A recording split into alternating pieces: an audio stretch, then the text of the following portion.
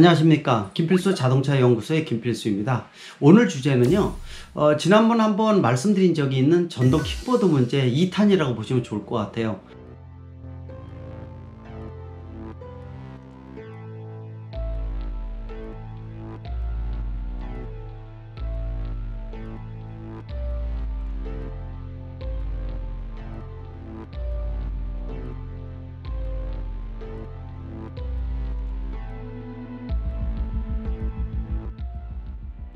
오늘 12월부터 바뀌는 주제가 크게 두 가지가 있습니다. 하나는 지금까지는 17세 이상의 원동기 장치 자전거 면허를 취득해야지만 전동 킥보드를 운행했다는 거 여러분들 아실 겁니다. 12월부터는 13세 이상이면은요, 무작정 전동 킥보드를 운전할 수가 있습니다. 여기에는 헬멧 등 안전장구 착용이 없어도 돼요.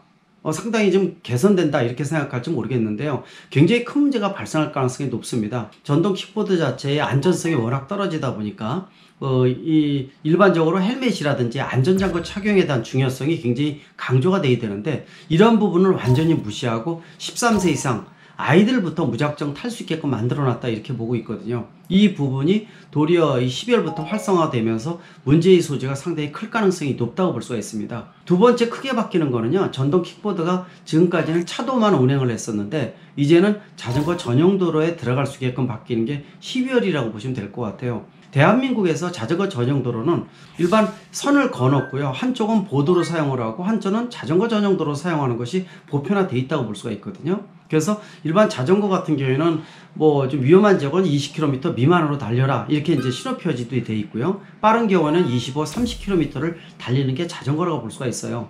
이런 상태에서 전동 킥보드가 자전거 전용도에 들어간다라고 봤을 때 상당히 걱정스러운 것이 조우할 가능성이 상당히 크다는 거죠. 자, 이런 부분을 말씀드리기에 앞서서 가장 중요한 것이 전동 킥보드의 구조적인 한계성을 한번 생각해 보셔야 될 것 같습니다. 전동 킥보드는요, 구조적으로 바퀴 구경이 굉장히 적습니다.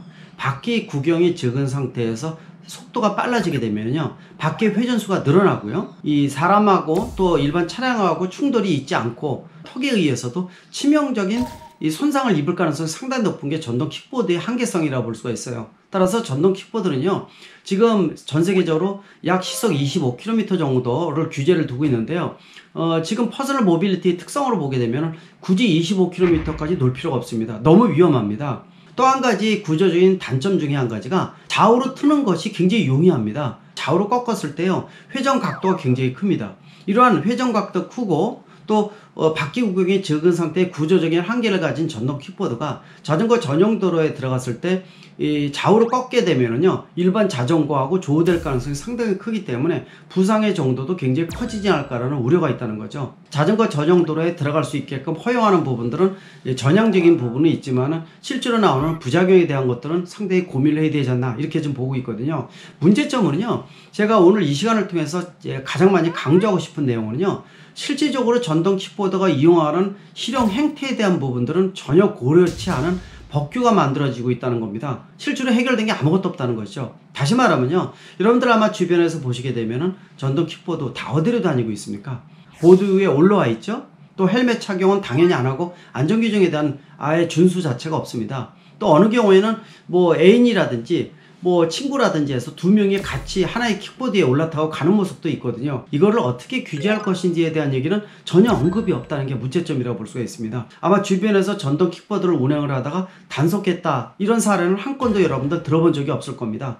또 어두워지게 되면 전혀 보이지도 않는 경우도 많기 때문에 더더욱 위험성은 크고요. 특히 대한민국은요, 다른 뭐 프랑스라든지 다른 선진국 대비해서 보도폭이 굉장히 좁은 국가에 속합니다.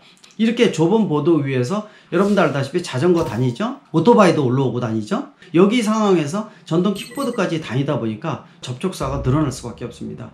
따라서 이런 부분들을 어떻게 해소할 것인지 한국형 선진 모델을 만들어야 된다고 보고 있습니다. 어디를 몰아야 되느냐? 결국 차도로 몰아야 되거든요. 여러분들 아마 운전하다 보면은 전동 킥보드가 차도 위에 달리면은요, 이거 목숨 내놓는 거 마찬가지입니다. 죽은 목숨이라는 얘기죠. 아마 운전하시는 분들도 굉장히 불안할 겁니다. 아니, 차도에 전동 킥보드가 시속 20km, 25km로 달리고 있다고 보십시오. 아무 보호장치도 없죠? 이 좌우로 꺾기도 굉장히 용이한 게 전동 킥보드죠? 그때 차가 지나갈 때요, 툭 치게 되면 바로 본인 자체가 가해자가 될 수 있다는 것이죠. 그런 측면에서 보게 되면 차도 위에 달리는 전동 킥보드는요, 생각만 해도 끔찍하지 않습니까?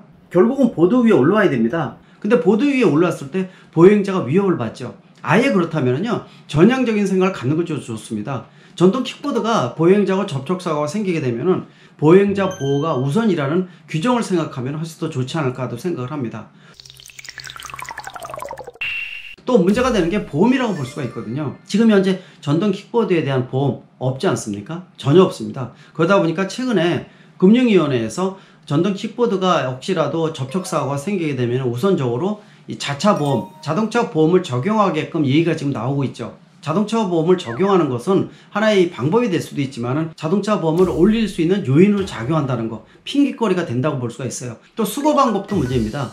지금 수거하는 거, 공룡 전동 킥보드 같은 경우에는 보도 위에다가 아무데나 써놓고 아무데나 버려놔가지고 널브러져 있는 이런 이 전동 킥보드 여러분들이 많이 보셨을 것으로 지금 보고 있거든요. 이런 경우에도요, 좀 더 고민을 많이 해서 중앙정부나 지자체에서 전동 킥보드를 모을 수 있는 장소를 만들어 놓는 것, 지정해 놓는 것도 굉장히 중요하지 않나 이렇게 보고 있어요. 이런 부분들은요, 전동 킥보드 운영하는 업체가 같이 관하고 이 업체가 같이 나서서 공동 투자라는 것도 하나의 방법입니다. 이제는 이 보도 위에 올랐을 때 방법이 마련되지 않는다. 특히 이제 불법을 전동 킥보드가 저지른다 그러면은 얼마든지 단속을 해서 범칙금 부과를 하고요. 그래서 이 누구나 지킬 수 있는 기반을 마련하는 거, 이 부분이 가장 중요하지 않나 이렇게 보고 있습니다. 운행 방법에 대한 거, 안전장구나 교육에 대한 것들, 보험에 대한 부분들, 수거 방법에 대한 것들 어느 하나 해결이 안 돼 있습니다. 따라서 퍼스널 모빌리티 총괄 관리법이 필요하다는 겁니다. 관련 부서가 다 모여서 총괄 관리법을 통해서 찔끔찔끔이 아니라 전체적으로 현실에 대한 부분들 반영하는 것이 지금 현 시점에서 가장 중요한 부분이 아닌가 판단됩니다. 감사합니다.